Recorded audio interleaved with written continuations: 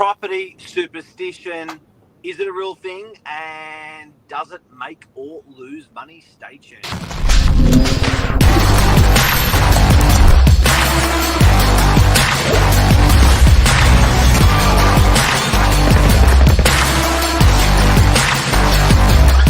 I'm the ringleader, so Good morning. Zanthany, Borula, Mark Novak. cool, chic, Madonna of real estate. That's only because I'm sure there aren't too many other Zanthonys out there, so rarely do I drop in my surname. Yeah, so we start off the show and I'm like, Zanthony, you know, you don't have like your surname there. People aren't going to know who you are. And then the penny dropped. I'm like, nah, you're sort of like Madonna. Like that name, single name's a brand in itself. I'm nowhere near as famous or as talented as Madonna, but I'll take the compliment for today. But you've got a bit of coolness. Like, you know, Madonna doesn't give a shit, but she works hard and she's awesome. She's a hustler. Yeah, that's what you got. You got the hustle. The hustler vibe. Yeah. Now, this morning we are talking about an awesome topic. And for most people, they're not going to be able to relate. They're going to go, you know what, doesn't matter to me, not superstitious, who cares?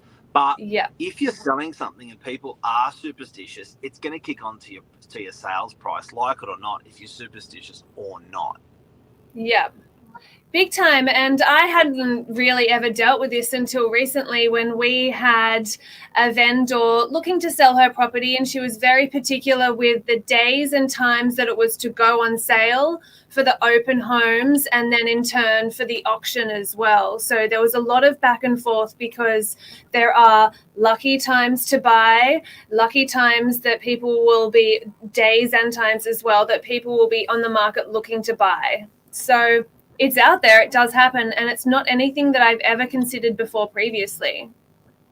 And I often think like people have got too much time on their hands if they're superstitious. I'm like, really? Is that really what you're going to be worried about? But I'm even a little bit superstitious. Like I like numbers. And You like the number 8. It's so weird, and my mind just wanders towards them. So I know when I was buying phone numbers 20 years ago, if it was a bunch of 4s in the phone number, nobody wanted it, as in it was worth a fraction. Whereas if the number held 8s or 1s or lucky numbers, I think 5s, it was sold for a pretty good price. So this is a real thing. And so now we're going to relate it back to property, and you've got some fast facts of what people relate back to property when it comes to superstition. Yes, so I've got a little bit of a list happening with a few different superstitions that we can quickly just fly through. Some of them might be easily apparent, so you'll know of them, and then the others might be a little bit surprising. So shall we make a start with it? Yep, and good morning to Mr. Pierce Cody, who thought the opening was very random. Talking about Madonna, that part. I'm not sure. Maybe it was that. Spooky. Maybe. So numerology. So we've just recently touched on it ever so slightly, talking about the number 8. Now, this is a very lucky number in China, and similar to Chinese lucky numbers. Also with China, the number 4 is unlucky. It sounds like the word death in Chinese languages. So Western culture, as most people know, the number 13 is considered to be unlucky. And so developers and builders will often skip the floor number 13 from their building. Did you? And not a lot of people know that. You tell people, they go, really? And even they're starting to skip level 4. Oh, really? I didn't know that. As in, the whole floor just doesn't exist. But the number doesn't exist. So they just go 1, 2, 3, 5. So the 5 is What's it like in your apartment complex? Yeah, deleted 5. What about Sorry, 13? deleted 4, deleted 13. Interesting. So it's out there. It happens. It happens. It's a real thing. We're talking of what unlucky else? numbers.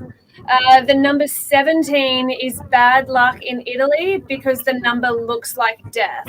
1 being the hanged man and 7 being the gallows. I didn't know about the number 17, but if your house is number 17, it might not be all that attractive to Italian buyers. Yeah, right. Now,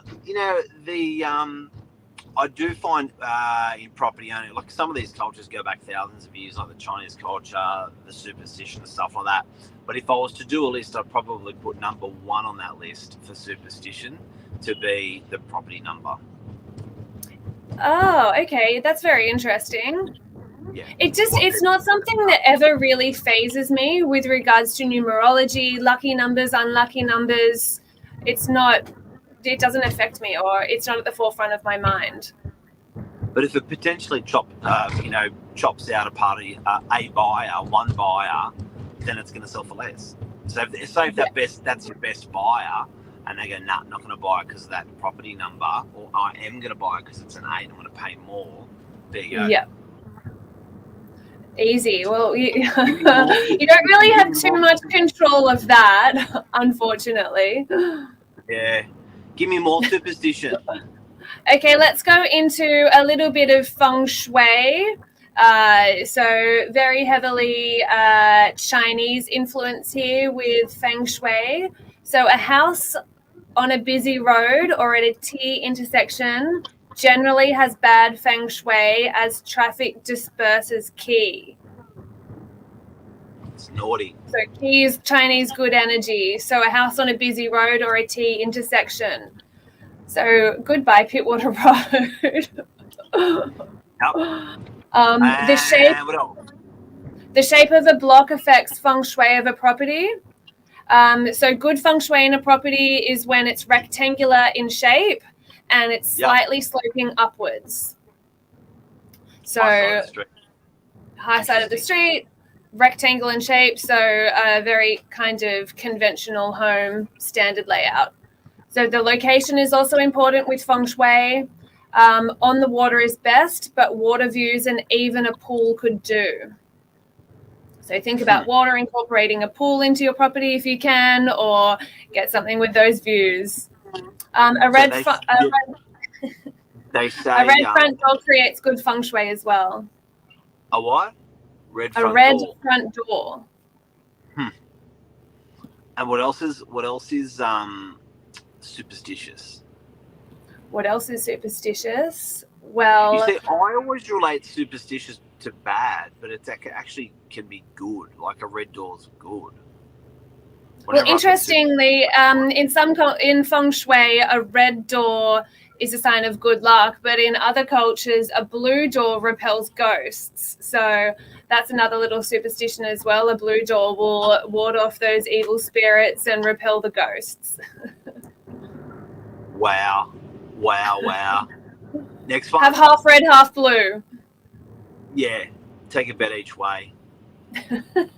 So when moving into a home, it's a good tradition to bring a carb or starch together with salt before bringing anything else in. Say it again.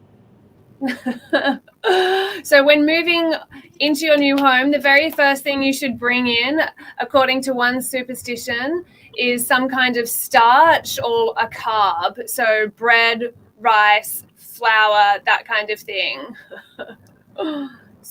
Sprinkle it on the doorway. Have it the first thing that you take in to ward off those evil spirits. Sounds humble. Take a bit of bread. Another one? Yep. Okay, so ditch that old broom. According to a popular belief, you shouldn't bring an old broom into your new home. Really? Yeah. So your old broom sweeps out all of the old negative energy. You don't want to be bringing that into your new house. No way. Next I've one. just recently moved as well, and I brought my old broom with me, so I'm basically up shit creek without a paddle now. Yeah. Well, you might be redeemed. You might be able to get rid of it and just get a new one and beg for forgiveness. Yeah. But this next one is something that I have done in previous properties, smudging or saging your property. Have you ever saged? No. It's I did. disgusting. Look, I did do it for a little bit of fun, Did you and sage on the also floor? no, I bought the little sage stick and I was warding off all of the evil spirits and negative energy to bring in new memories, positive memories, and start from scratch. And it really doesn't smell all that great. I'm just going to put it out there for anyone that's thinking of saging their new property. Doesn't smell all that crash hot. As in it gets worse or just that day? It's just for that day. And all of the little ash goes everywhere as well. So just be mindful of that. But it is meant to drive the evil spirits away, cleanse the new dwelling as well. Next one. Coins are considered good luck. So another property superstition is scattering coins around the living room to ensure prosperity.